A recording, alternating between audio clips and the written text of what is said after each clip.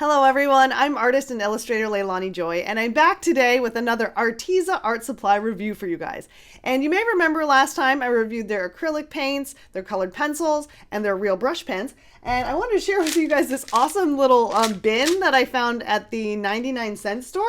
And it's like perfect for storing my real brush pens, and I can see all the colors in there. It's just kind of cool, so I thought I'd share that. Those are great, by the way, so watch my other review if you want to learn about those. But today I shall be reviewing 3 new products which they shared with me, which is their premium watercolor set. As you guys know, I love watercolors. I love acrylics too, but I love some of the effects that I can get with watercolor paint. And today I'll also be trying out their Fineliner premium pens. And this is the 72 set. It has an incredible amount of colors in here. So we're going to experiment with these.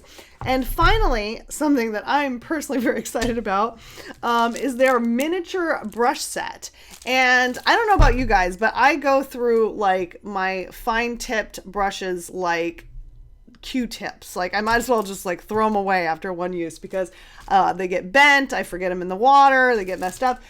So this is a really, really great set for detail work, which I love, you know, to paint eyelashes. You guys know that. So I'm very excited to try these out too. Now, if you see anything today that you would like to try, please check my affiliate link right here where you can find these Arteza supplies. If you're in the UK, you can use this link, and make sure that you use my exclusive coupon code right here to get 10% off. You want to make sure you use that and use my affiliate link so they know that I sent you there. You can also order any other products you'd like to try if you'd like to give their real brush pens a try, which I am totally 100% sold on. These things are beautiful. If you saw my last video, recommend those too, but I think they'd be a great combination with the watercolors and the Fineliner pens if you like to do detail work. So without further ado, let's jump in and see what we can make with these. I'm excited!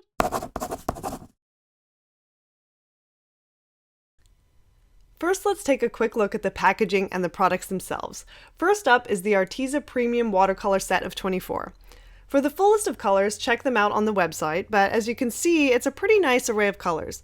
These tubes are also a pretty substantial size, and if you're familiar with watercolors, you'll know that a little goes a long way, so these will last forever. Now, I'm not going to admit how many years ago now that I was in art school, but let's just say that I still have the same tubes since then, and they were smaller than this. You can use these in a watercolor tray, and once they dry, simply reactivate them with a little bit of water. Now, I'm not a huge fan of Arteza's plasticky, cheap packaging, and frankly, I'm trying to go more green and reduce my plastic consumption and all that, but you could easily store these differently if you like. Now let's take a look at their miniature detail paintbrushes, and this comes in a set of 15. Now, as someone who destroys tiny brushes on the daily, I'm really excited about these. There is a great variety of sizes and lengths, which is perfect for tiny line work and details like eyelashes, which happen to be one of my favorite things to paint. Now, again, the packaging isn't my favorite, and when these arrived, many of the little plastic brush protectors had already fallen off, which could have caused them to get bent or damaged in shipping, but they look like they all came out in good shape. Now, these brushes have a little coating on them to keep their point and their shape, which you'll want to gently dissolve with some water before painting with them. But I love the softness of these, and I just happen to have this perfect little thrift store find, a vintage mushroom mug, to store them and keep them on my desk. Finally, let's take a look at their Fineliner pens in the 72 set. Now, I do like this little tin box that they come in, and as you can see here, we get a pretty impressive assortment of colors. Now, one of my favorite genius features of these is that they are triangle shaped and not round, which means they won't roll away when you have a few of them on your drawing table. And this is a big plus for me since I tend to get really messy with my supplies and have them all over my workstation. So I love this design in particular. These would also be great if you travel on train or something and you want to color and you don't want them to roll all over. So here's a few more of the colors that you get, and they even have a really beautiful pastel series as well. Now, I did not yet hand test every single pen, but for the most part, the pigments flow really well. They're very bright, even in the light colors, but I'll demo those a little bit more later for you. So now again, I don't love these plastic trays, and they certainly won't stand the test of time, but for the affordable price that their products are, it's okay by me, and you can always add these to a cute little mug on your desk. All right, next, let's put these supplies to the test.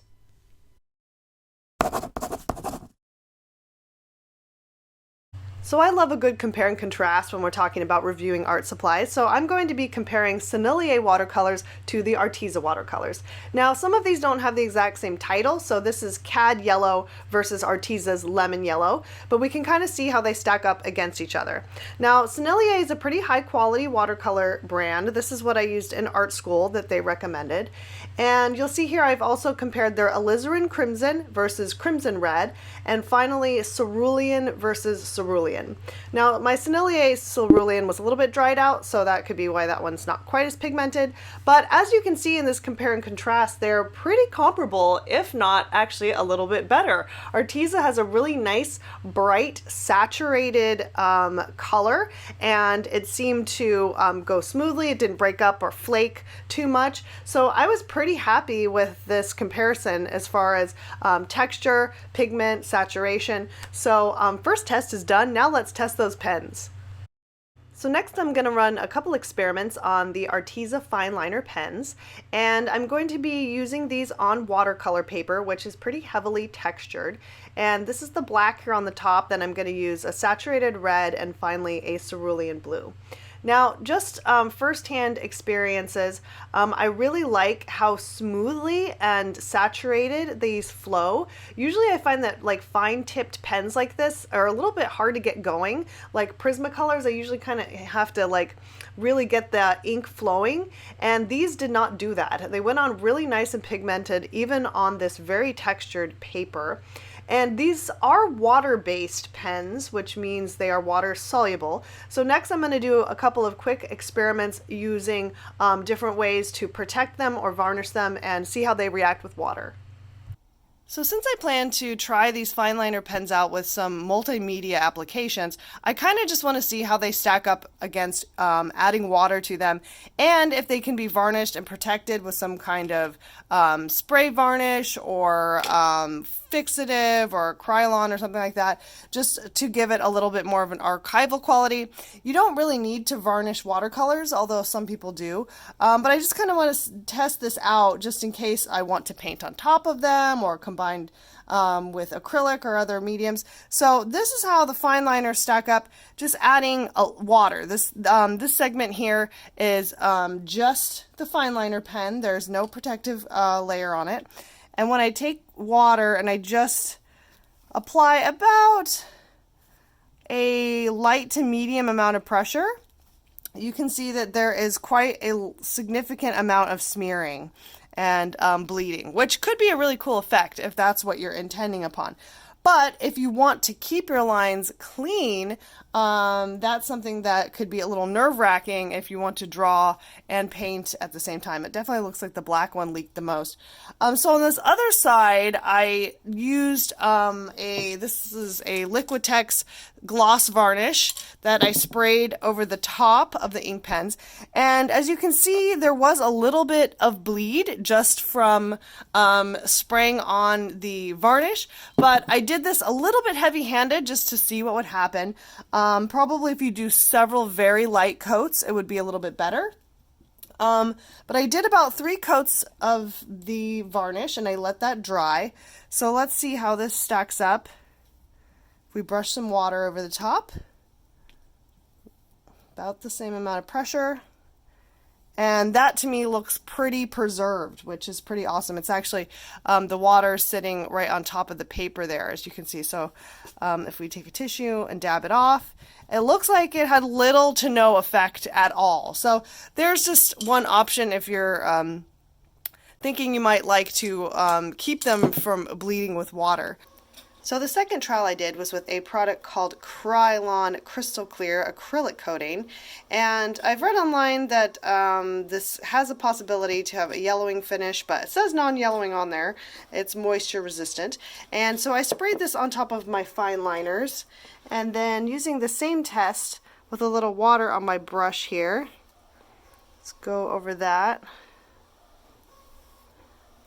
It looks like, again, the black smeared just a little bit, but the blue and the red actually reacted very minimally. So I am pretty happy with that. And when I sprayed the crystal clear on, it really did not affect the pen as much as the spray varnish did. That gave it just a little bit of that fuzzing edge. The Krylon crystal clear really kept my line work really clean.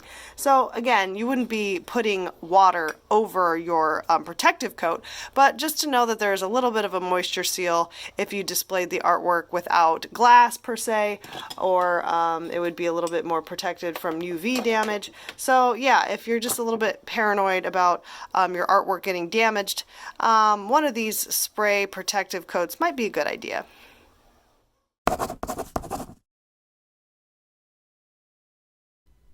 Now it's time for the fun part, and hopefully the reason you're all here. Let's create some artwork and see how these new supplies look in action. Now, I've started a little pencil drawing inspired by my new most favorite game ever called Gris, now available on PC and Nintendo Switch. And today I'm going to create a little watercolor tribute piece to her using purely Arteza art supplies. So first I'm going to squeeze some colors onto my paint palette here, and for her hair I really want a vibrant turquoise color. So I'm going to take a little bit of Arteza's light green and mix that with their cerulean blue and a little tiny drop of cobalt blue.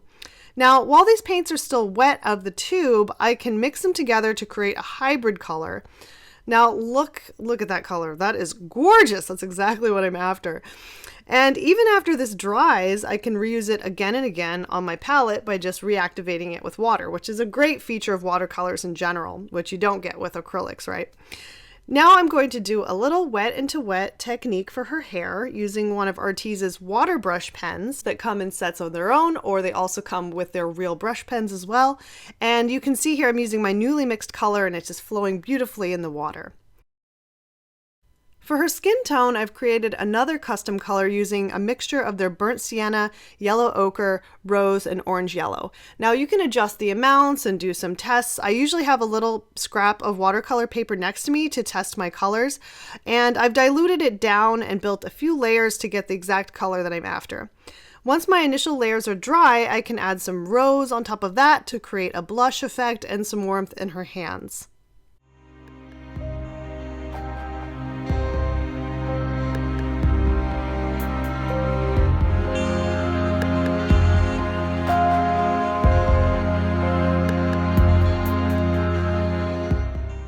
Now for my boxy little companion here, I've mixed a little white acrylic in with my turquoise watercolor to make him just a little more graphic and solid looking. And now we're ready to go in and add some details using the Fineliner pens.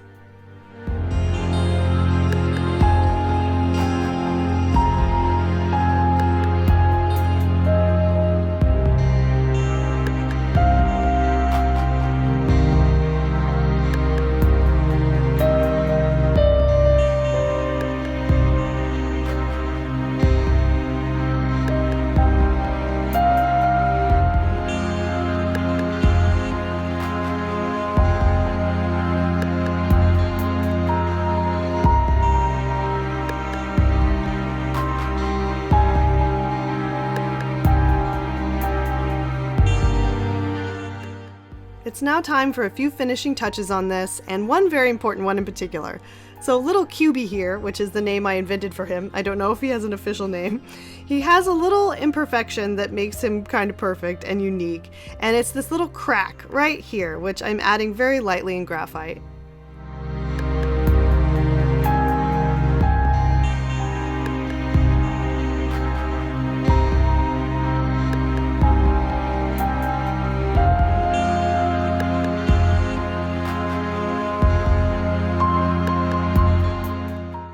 And now here's my finished result. And I loved this piece so much that I decided to finish it digitally to create a final tribute poster to Gris. For more behind the scenes of this poster design and more about my Gris fan art, please check me out on Patreon at patreon.com/LeilaniJoy. I hope you found this review fun and helpful, and I hope that you'll give some Arteza products a try.